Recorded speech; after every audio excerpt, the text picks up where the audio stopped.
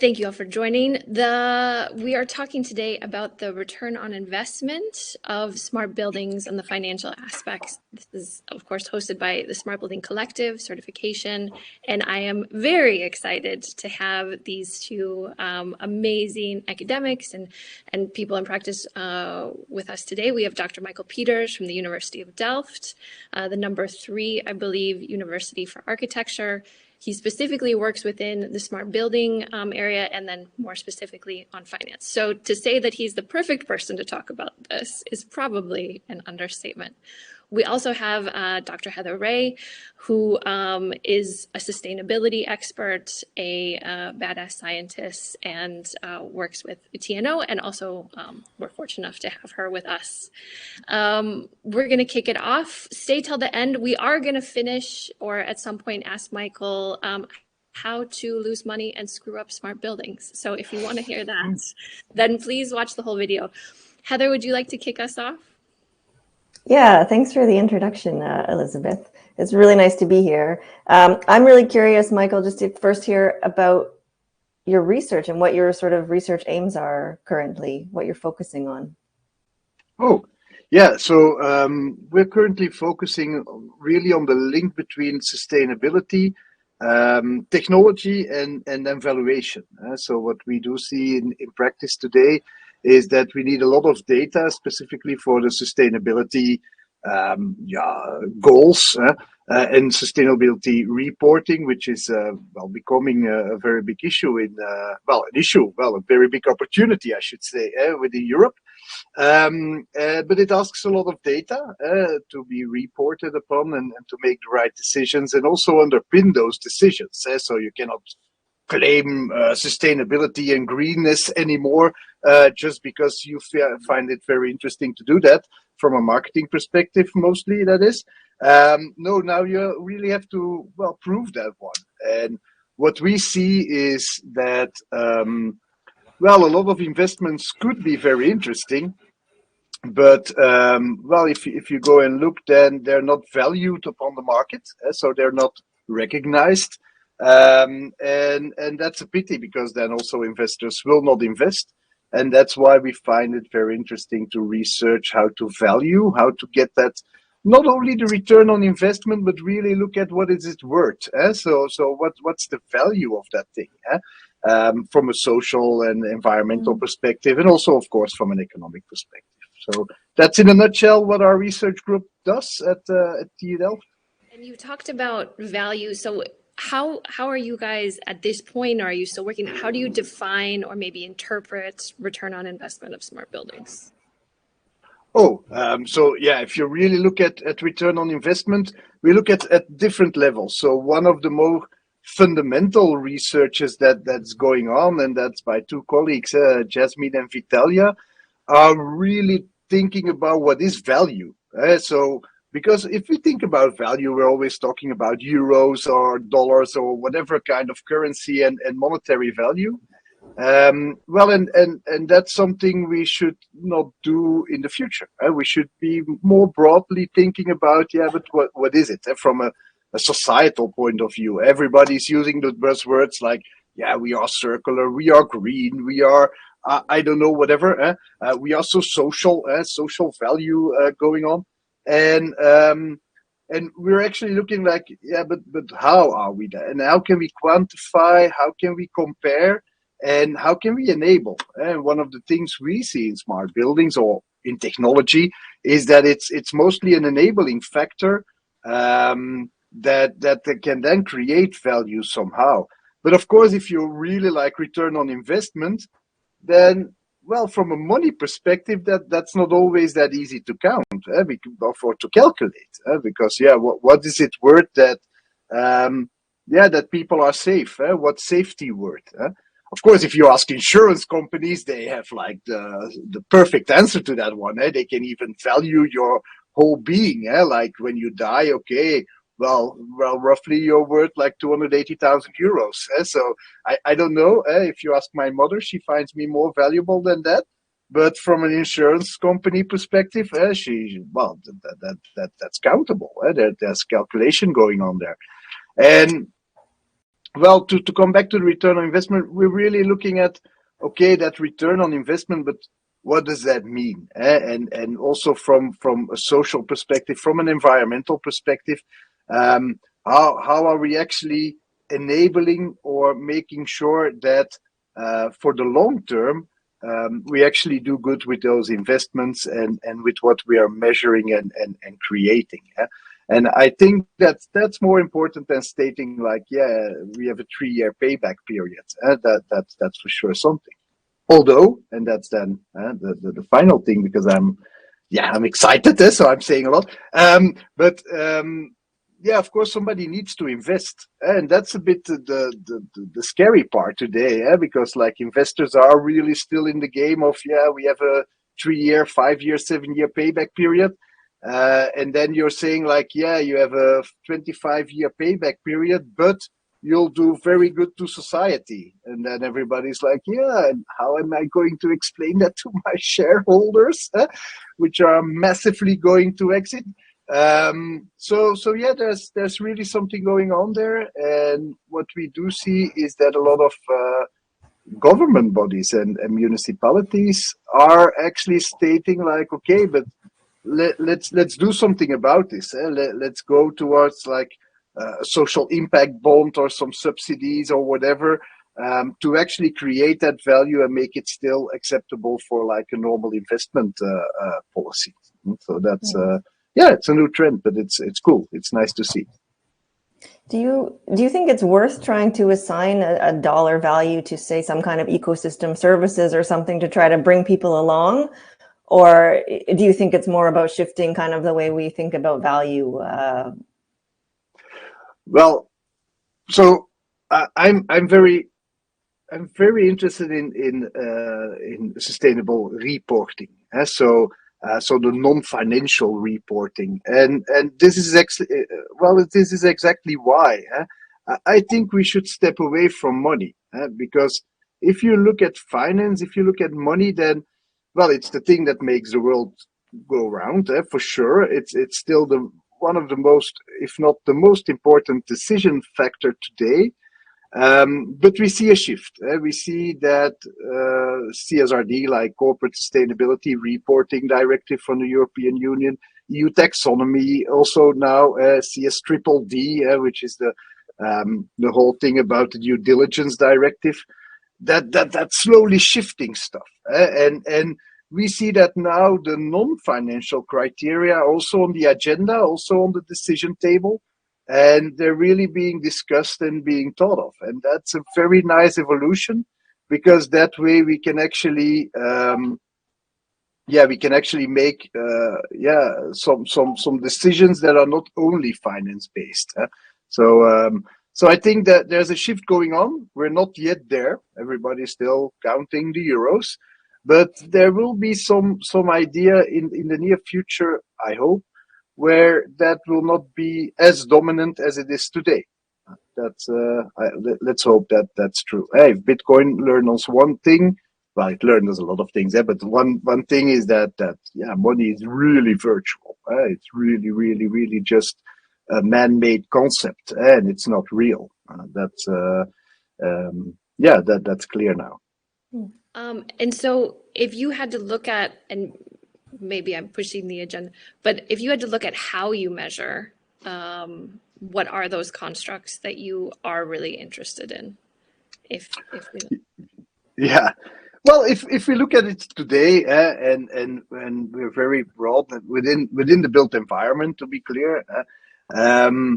Well, actually, within the built environment, so it's not only smart buildings. We go well beyond that one, because one of the things I'm trying to introduce right now is not look at sustainability statically, but dynamically, where I say, yeah, you cannot make a decision that's always right. Actually, you need to be flexible, adaptable, so that you can change towards the situation, and not like, oh yeah, I need to be able to reconvert my office building into residentials in 25 years.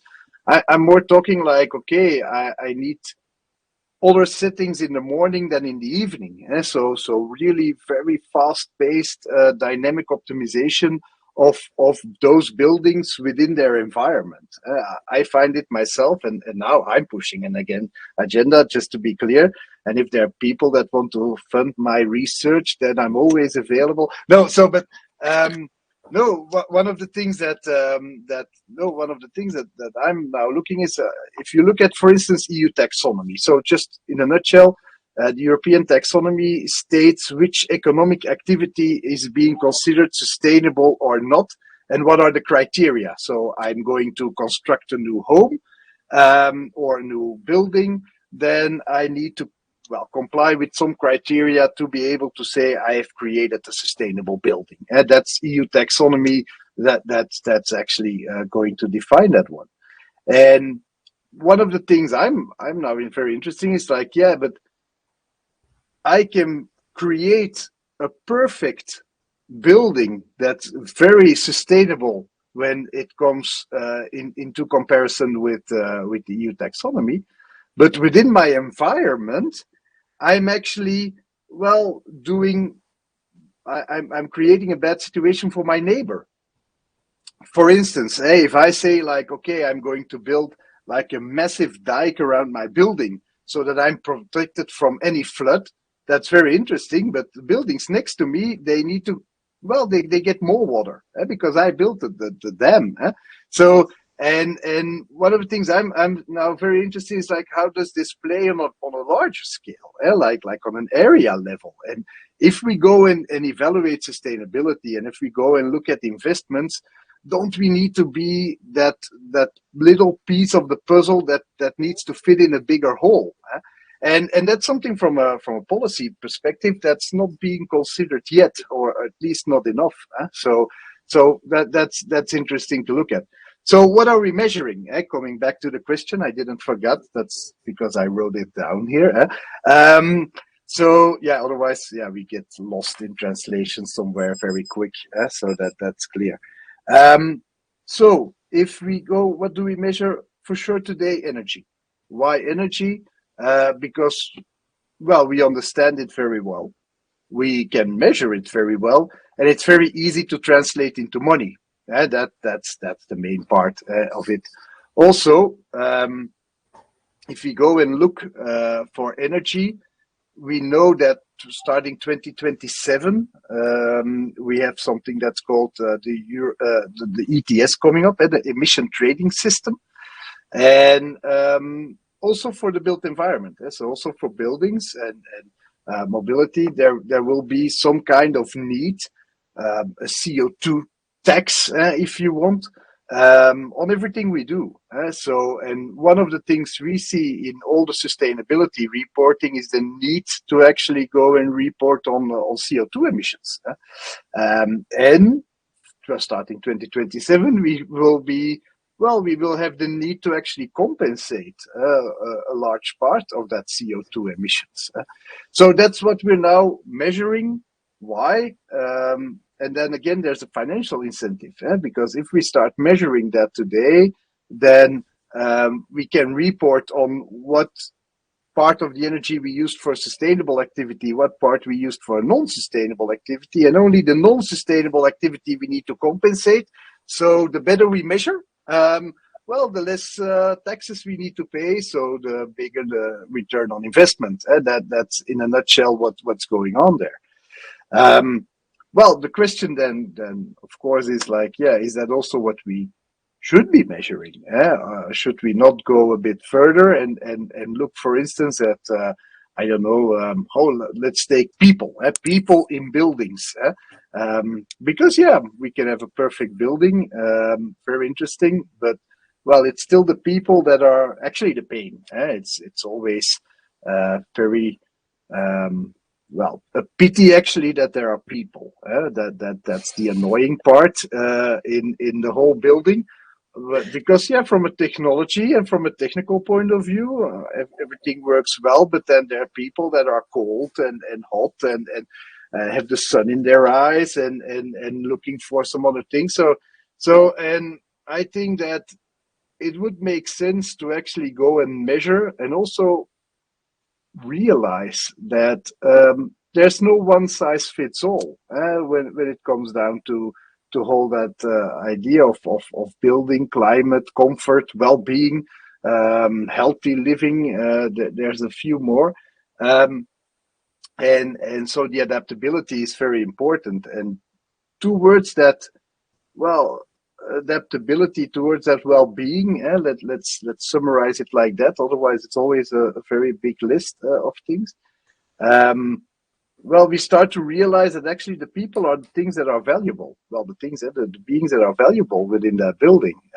If you have an office building, and well, it's not the office building that generates money for you. It's the people in there that actually are doing the work, and it's making them as comfortable as possible, or helping them in performing their tasks that actually will generate economic value. And the building is only there to support that one. Well, even for if you're an investor in buildings, even then it's true. Otherwise, your building will be empty. And then, of course, the game becomes a bit different, because then you can start to think about, well, money and return on investment and those things. But if you somehow are able to prove that productivity in your office building is, and I'm just throwing a number, twice as high in your building than in another, yeah, then people will fight for your building, and then that becomes very valuable, because today human capital is becoming dominant. But again, yeah, to translate that into finance terms, into monetized terms, yeah, that's not that easy to do. But everybody feels that that's very important. And that's for sure a framework we're looking into, like, okay, how can we look at from a neuroscience perspective what's going on there, from a well-being perspective, from a health perspective, from a social perspective. The interaction, we work at home, but yeah, then again we meet each other physically somehow someday. It's also why you see that big transformation of coffee bars and I don't know, playgrounds and standing desks and all those things. That's all pretty expensive if you think about it, but somehow we do that, and there's no ratio for that one. I want to know the return on investment on putting a ping pong table on a floor. That's pretty uncommon. But why do we do it? Yeah, because then we will attract more talent, and people will relax, and people will move, and they will become more productive, and they are happy to be at the office, so they spend more hours there. That becomes a part of their daily life, and it becomes much harder to leave the company, because you're not leaving the company, you're leaving a community, and leaving a community is very hard to do. It's easy to change job, but it's not that easy to change community. So there's a retention going on there, and that's why I think a lot of effort is being put in making nice environments and facilitating actually the people in the buildings. So that's that's for sure something, a trend that's going on, and yeah, putting money on that one or measuring even, yeah, that's the difficult part. No. Yeah, definitely. And just to address your temperature point, there was a great article that actually had a good title, and that's why I remember it, Battle for the Thermostat, where they saw that men performed cognitively the same, whether they were comfortable temperature-wise or not. Women performed much better in the cognitive test at the temperature that they liked. So note to self, turn the thermostat up. But Oh, nice. Well, that's one of the so I always state that buildings are 10 years later than cars. I have a whole theory around that one, and we see that actually like seat heating and individual climate adaptability and so thing. Well, it's possible in cars, kind of. And now we see the same thing happening in buildings, where you have your own chair and you can choose your temperature and all those things. So yeah, so that makes sense actually. Yeah, I like that. So going back to some of the other things that you're talking about, one of the things that's sort of coming to mind is this idea of risk.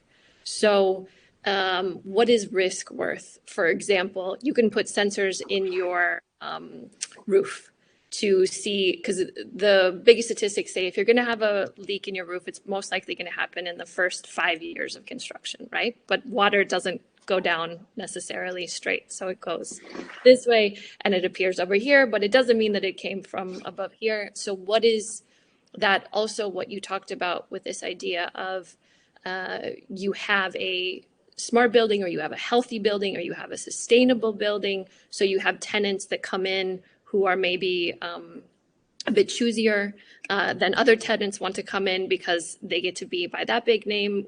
The idea of risk of having an empty building or having a damaged building, what is that worth? Well, a lot. And first off, it's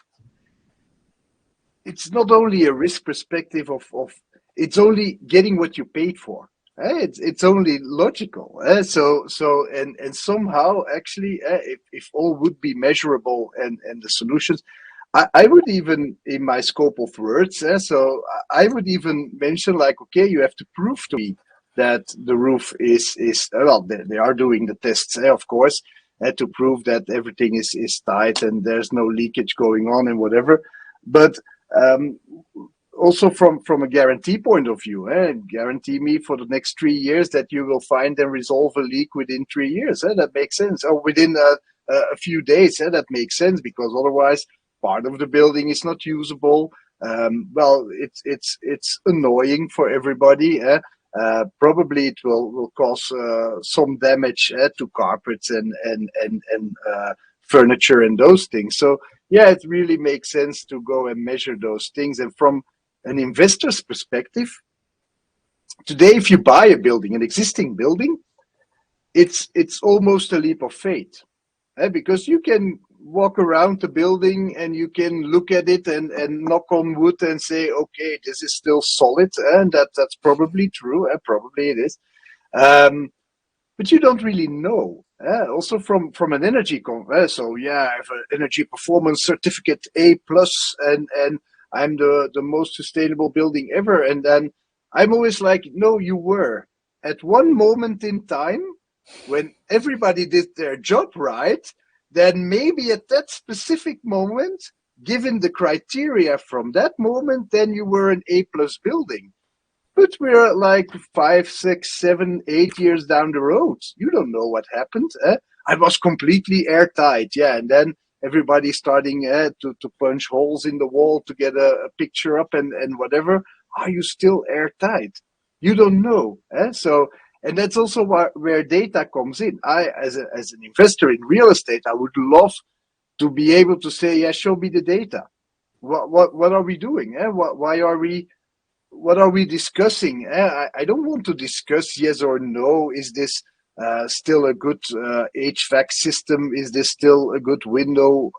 Whatever, what's the airtight? Just show me the data. What have you done? When have you done that? What was the result? Okay, you changed all the light bulbs. New regulation, very interesting. What was the impact on the energy usage? And more than that, it's not only, well, show me the data on the building, also show me the data on how the building was used, because my user profile will be very different from yours, and I want to have some kind of estimation, calculation methodology to know what I'm up for. Imagine that I have my user profile. I want to have the data from the building. I want to have my user profile. I want to combine it, and then I can make my estimates on operational expense. What will be my energy usage and my energy cost given my usage profile of the building? And how does that work? And can I optimize? Like cleaning. Cleaning is very expensive, especially in office buildings. Well, it's also necessary. That's something else, but it's expensive. It's one of the biggest costs from an operational expense point of view next to energy. And one of the things I still notice is that there are a lot of static cleaning programs. Oh yeah, every Tuesday we get cleaned. Why is that? Was there usage? Wasn't everybody there? Is it dirty? Does it need cleaning? not only from a money perspective, also from an environmental perspective. Why are we using all those chemicals and all those things? Well, if you don't really need it, is it dirty? I'm not in my house. I'm not cleaning my bedroom every 3 days because that's the schedule. I'm looking like, okay, there's probably dirt here, so I will clean it up. And then of course there's my sensor is a bit different from my wife's sensor. She detects dust much earlier than I do, so we're not really calibrated right, I guess. But that's a nice discussion. So then we do a family management meeting, and then we're discussing the calibration of the dirty sensor before we start cleaning, and that's normal, I hope. But if you look at an office building, well, yeah, every Tuesday you come and clean, and that's it. So looking at leakage sensors in roofs, looking at the sensors they pour into the concrete to look at stability and is it hardening right?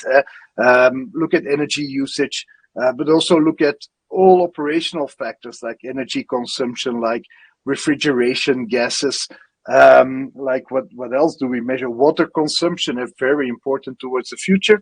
That it's only logical. We had a building, and it was the greenest building ever. It had a heat pump. It's 10 years ago, 12. Well, I'm getting old. 15 years ago already. And it was a heat pump. Then it was really a heat pump. And then there was a massive energy consumption.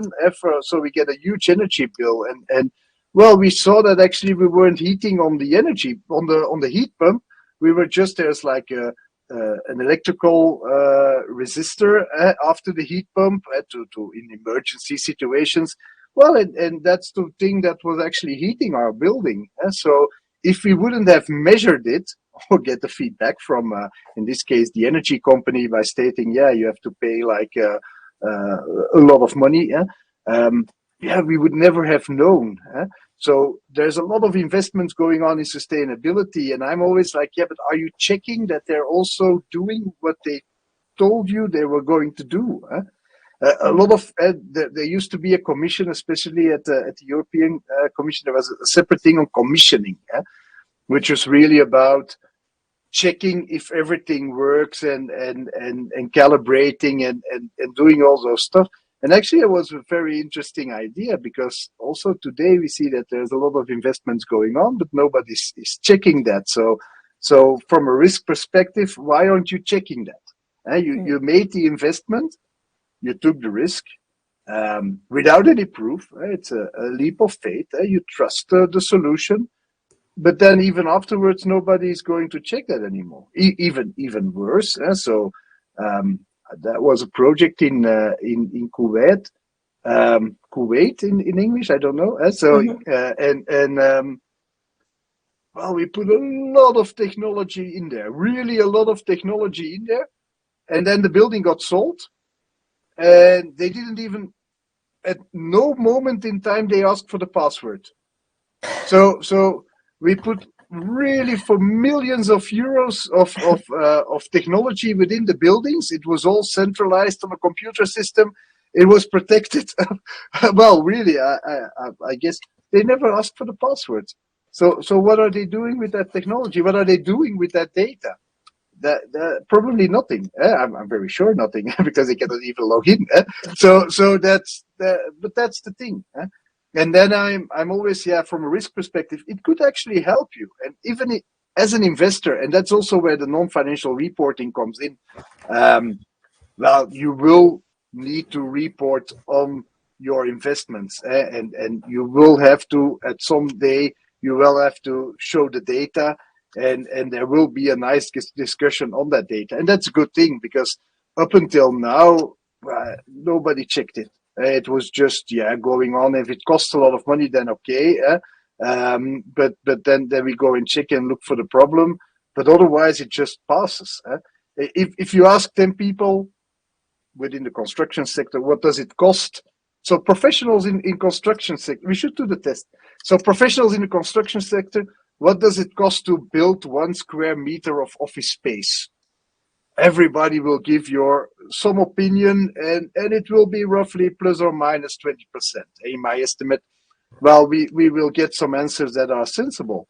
Then go and ask, what does it cost for 1 square meter of office space to heat on a yearly basis? What does that cost? How much energy does that represent? And then that are the easy questions. Imagine that I say, okay, one of the biggest risks is, especially in the Netherlands, is storms. And then we're going to ask, how well prepared are you for a storm?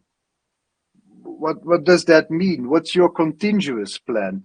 Are you measuring, for instance, if your drainage system doesn't work anymore, then probably all the rain will gather on your roof, and probably that will be a huge load. And are you still sure that your roof can have that weight?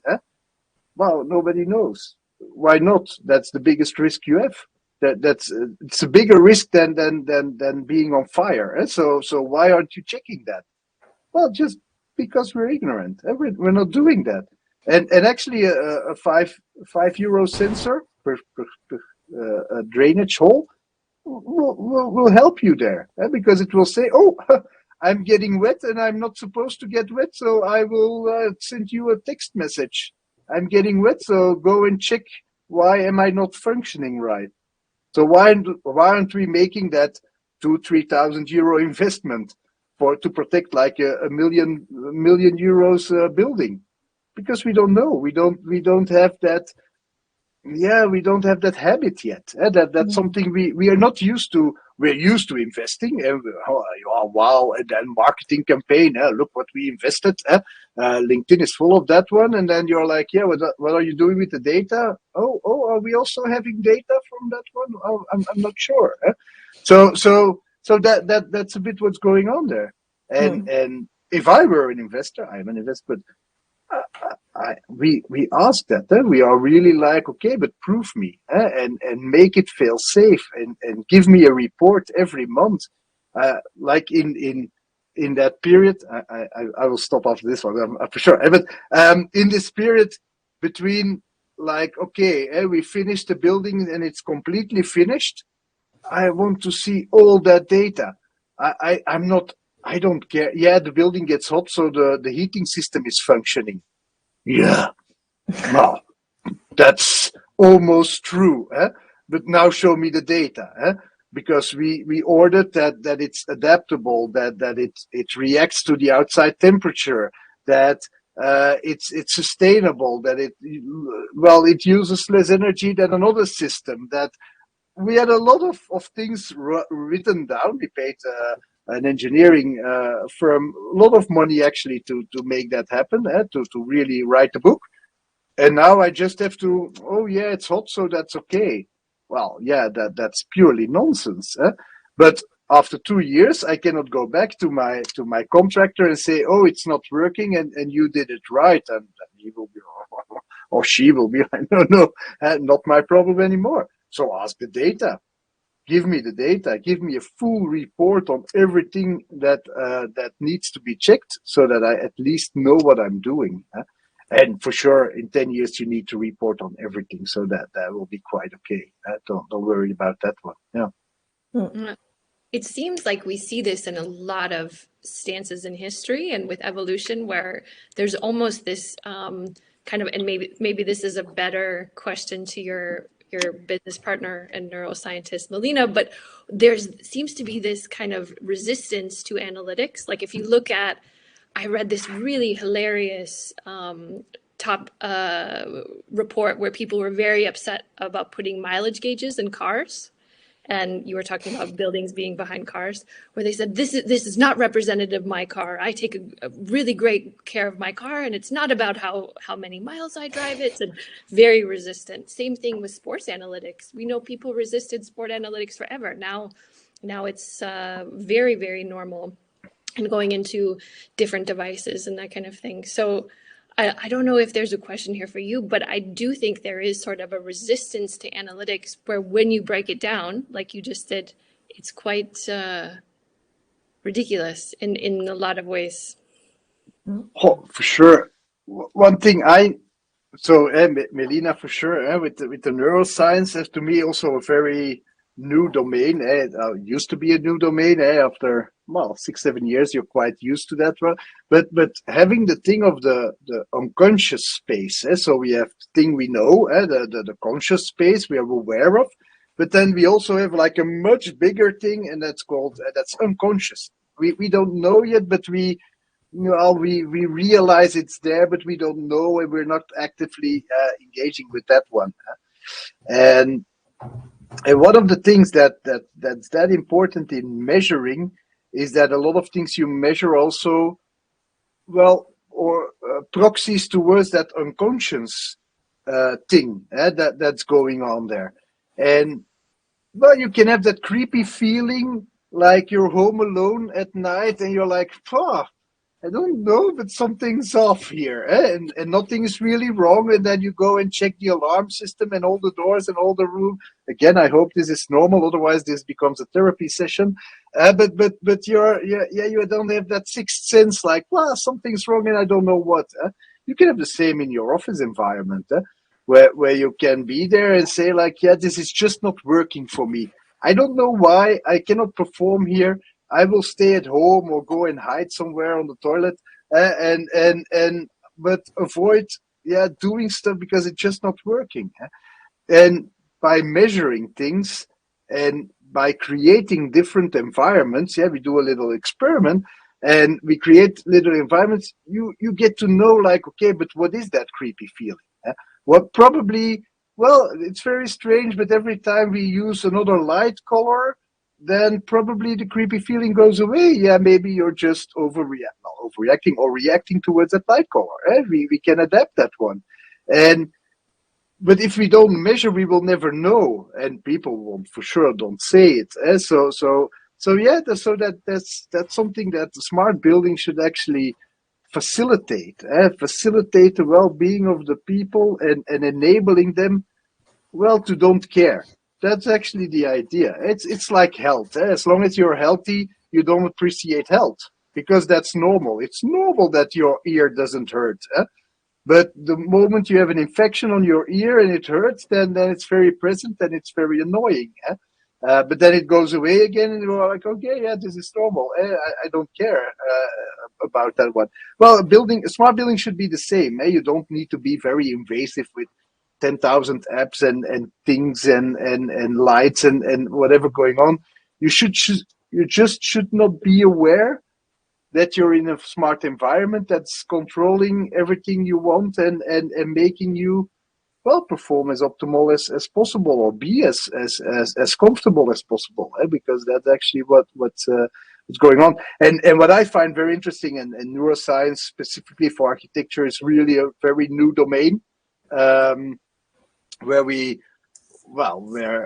every research is more stunning than the other. I don't always understand everything, but I can read the conclusions, and it's very impressive. It's really something we know we need, and something for the future to look at. And if you then things become creepy, but if it would be possible to measure my whole cognitive state, and now I'm very careful because I don't know all the lingo, but I'm going to try to repeat. But if it would be possible to connect this one with the building, and that then a system decides, like, okay, it's too light for Michael, let's dim the lights, or it's too noisy, let's put up the canceling thingy, or wait, we need to rotate him 2.5 degrees east, because then the reflection on his screen will be less. Then by all means, I don't really care. And then, of course, from a privacy perspective and all those things, there's a lot of comments that you can give there. But having that possibility and making me a better investment because of the investment you did in the overall system where I'm in, then that's a good one, and maybe that's a good idea. I don't know, but I can imagine that would be a good idea. we once did how do you say, an operating room. So doesn't everybody want that the surgeon who is cutting somebody open, that he can work in an environment as optimal as possible? No, we're going to save some money, and that's why we will not give that airco anymore. And then the doctor can just at 40 degrees start sweating, being very uncomfortable while he's like cutting into a child's chest. That's what we want. That's really, because money is that important. So that's just plain stupid. That's just not what we want. And actually, well, that's for all of us. So of course, in case of a surgeon, then that there's no denying. That's like the most valuable thing ever. But yeah, why not? The technology is there. It's affordable. We talk about return on investment and how to calculate that one. Well, go and calculate.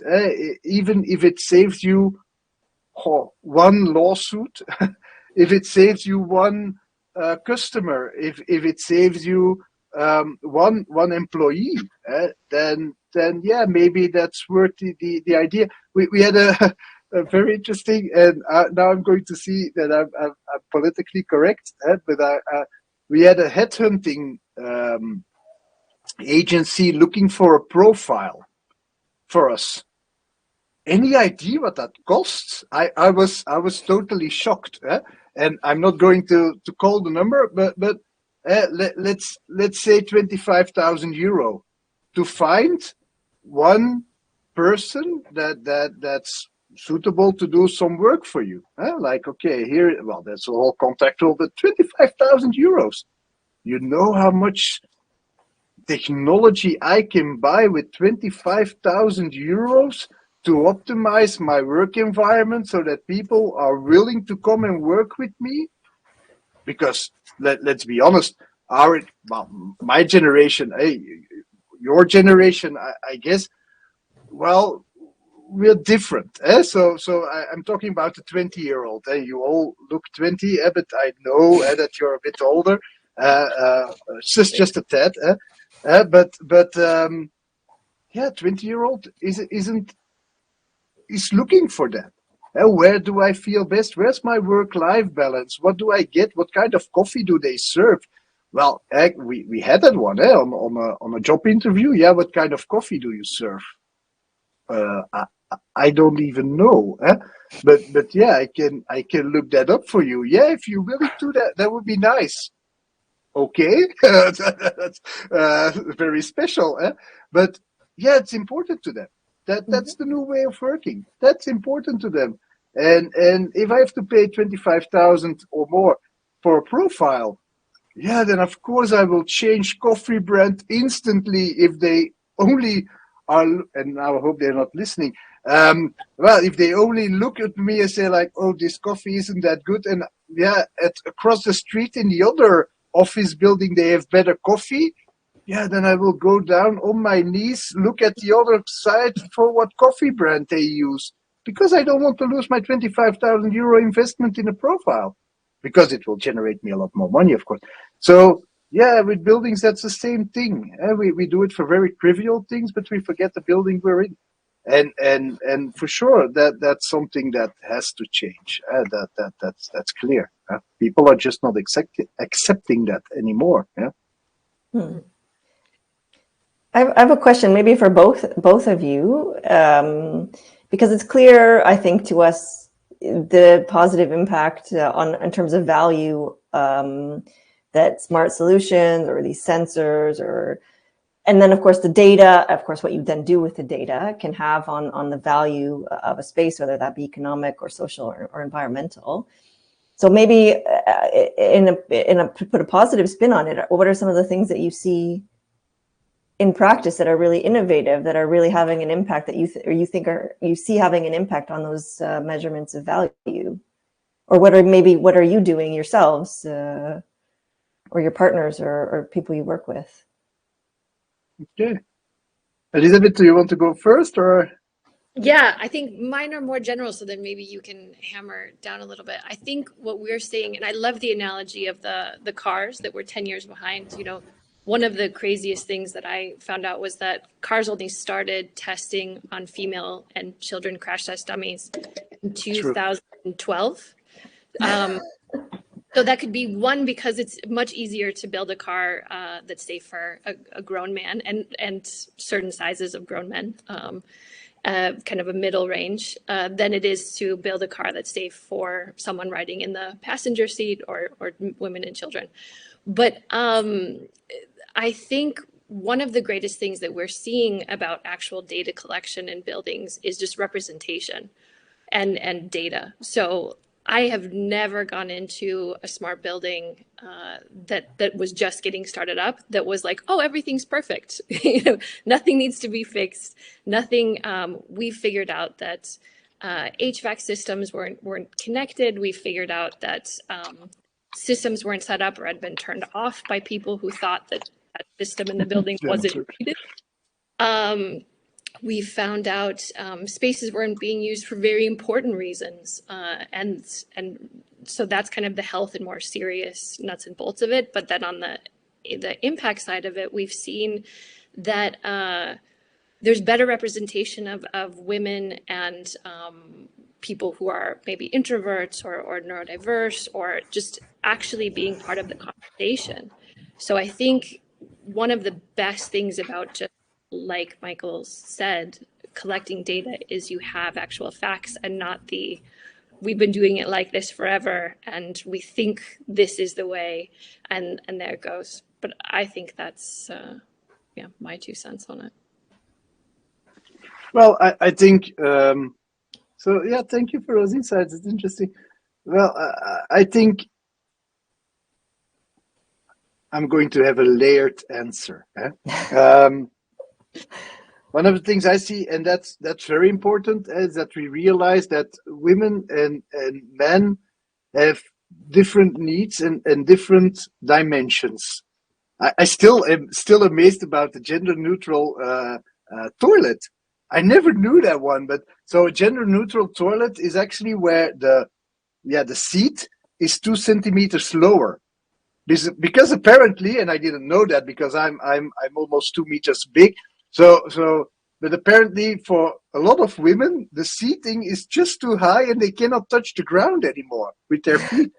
So they're just like bangling with their legs. So yeah. So and now they have.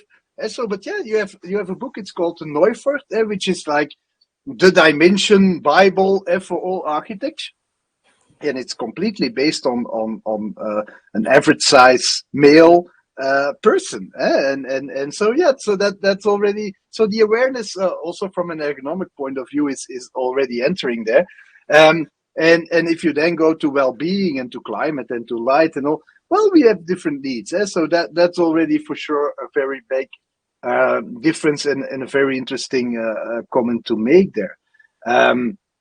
Also, why do we know that actually? Well, it's because we started asking questions and we started to measure. And what I now see, and that's very interesting, is well, one of the biggest things is that we always, from a professional point of view, and also in research, we always talk to the technical people. We talk to real estate managers, which are finance technical, facility management. We talk to construction people, so engineers, architects, that kind. So now after COVID, really after COVID, we had a project, and they said, yeah, HR will decide. And we were like, HR? Yeah, we had to look it up what that meant. Human resource. What does that mean? And then we went into that discussion, and I was very skeptical. I was really like, waste of time. What is this going to be about? And it was really spot on. It was fantastic. It was really about how people are going to experience. Yeah, so that was one of the questions. So you really asked, like, how are the employees going to experience the room? And I was like, yeah, that's a good question. I don't know. Yeah, and will they feel more comfortable? Yes. Yeah. How do you know that? That's a good question. We can ask them. Yeah. So we had a lot of those because and she was right. She was like, yeah, but yeah, human capital is the most important thing to our company, and we're redecorating and refurbishing the whole floor, not to keep the people in and to make them come to the office again. So if you cannot guarantee me that it's better than their home office, then we're not going to do the project. Yeah, we're not going to put in the money. Yeah? We only put in the money if you can guarantee it's better than the home office and you get the same advantages and so on and so on and so on. So, and that kind of shift the way we looked at that one and the way we thought about all those things that we're doing. And that's interesting because like 10 years ago, yeah, that discussion just would not have happened. And now it's happening. Coming back to people's expectations, people want to be pampered. They really want to be able to have one app to rule them all, where they can order their food, control the lights, control the temperature, call their cab, pay the parking, whatever. So the interconnectedness is really necessary. And it can be interconnected just on a phone. That's also, so you have different apps, but then again, there's one device to rule them all. And even from a legislation point of view, we see that now happening, starting, I think 2025, yeah. All buildings with for Flanders, all buildings with heating need of more than 290 kilowatt need centralized control of lights and heating or HVAC. So that's now law. And why is that? Because we did actually look at, okay, what are the needs of the people? There's a lot of airco being put in. Airco, also cooling and heating, does consume quite some energy. And what do we see? Some decentralized initiatives being taken, and they're not controlled right, and that makes us use more energy. And now we have to control it from an environmental point of view. That makes sense. So actually, that centralized control is something that is, and that interconnectedness is something that's being expected. And also something that the regulation really picked up. And I think that regulation is doing good work the last 10 years in pushing the boundaries and pushing more towards, I don't trust it. Show me the data. And really report on that data and make decisions from that data, and then underpin your decisions with everything you measured. And then okay, then we can go ahead and then we can actually create something that's very interesting. Coming to the finance perspective, the finance is also picking up on that from a risk perspective, where we say, okay, the risk is lower because of changing regulation. If we have a smart building, at least we can measure, so we know, so we can calculate, or so we can prove that it's not the case in our building. Or at least we can take this into account, model it, and be prepared for what's going to come. Or if we go into the capital market and we are going to look for money, investors, we will get money cheaper. Why will we get money cheaper? Because risk is less. Why is risk less? Because we don't need to take into account risk factors because we don't know. Here's the data. What is it you don't know? Oh, I know everything. Yeah, then why is there an extra cost for risk? There is no risk anymore because you have the data. You can look at it. And we will report every year again. So, and if there then somehow gets a risk into play, then we will talk about that one, and then maybe my cost of capital goes up. But let's see then. So, and then if you then look at the layers, so we have the user who is actually expecting that. We have building management and owners who can actually manage more and fill in these expectations and get it financed by a market that's actually willing to make money cheaper because they have less risk, yeah, then you have a complete ecosystem. And I think that's something, and from a regulation point of view, well, as some things are already being obligatory. So I think that's a big innovation from the last 5 years, and then I'm just shouting, but it's becoming very visible the last 5 years, and it will become more visible in the coming 5 years. And yeah, I think that's very powerful. I think that's the thing that's changing, and also the willingness to use data and don't be afraid to use that data and don't hide well, privacy is important, but don't hide behind the whole privacy. Oh yeah, but then, oh yeah, maybe you will measure something and know something more than I do. Okay, yeah, that's possible, and we need to be aware of that, but we don't need to become paranoid on that one either. So that it's just, it can serve us right too, and let's not throw that away because of some mishaps in the past. Yeah. Yeah. I have two questions left. One is quite quick. There can be a long answer, but I'm gonna ask you to do a short one, not because of time, but because I think it's maybe more interesting. So the classic ROI of SMART is usually energy savings, right? We spend this amount, we save 10% each year of the cost we put in, so it's a 10-year ROI of whatever we invested in, right? That's kind of how it's being looked at right now.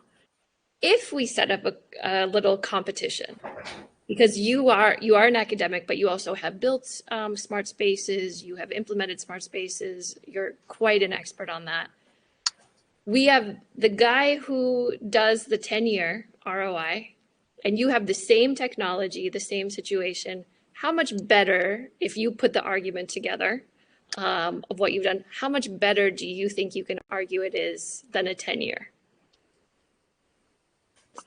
Oh, I will rephrase if I can. If we, from research and from theoretical calculations on buildings we did, we seldom have a payback period of more than 2 years. So if we take everything into account, like liquidity, so how fast we get it rented, or if we go and look at social value, if we go and look at proven, how many people that are coming to the office are less sick or ill, are less ill. If we go and see from happiness measurements, like are you happy or not in this building? If we take that all into account, and of course it's purely hypothetical, and you can argue about how to calculate in those things. But if you have an ROI of well, yeah, we took 12 years, then we see that actually if you take everything into account, that it's, well, you have to divide by 4, kind of. And then even the cheaper investments are usually the useful ones, the ones you can do in retrofits, so you don't have to, oh yeah, it's not a new building, so we cannot integrate it anymore. Well, and that's also why we see a lot of big corporates invest in technology. It's mostly today big corporates that are investing into technology, because they know and they benefit from the well-being of their people. That's really what they. So I don't know if that answers your question, but yeah, that's a bit what I can state on that one. I love that. And I don't know if Heather has any, but I do want to get the money question that I promised at the beginning. How do you lose money and screw up SMART? Oh, yeah. Well, you buy solutions that are absolutely closed, that where you cannot interact with. You put a lot of sensors and technology into your building, and then you don't do anything with the data. You don't even ask for the password, or you just put it off. That's perfectly possible. And I would also recommend in that case, if it's really about not blowing money, is do not explain your user how to use the technology. So also just implement it. well, let them discover themselves how it works and what it can do for them.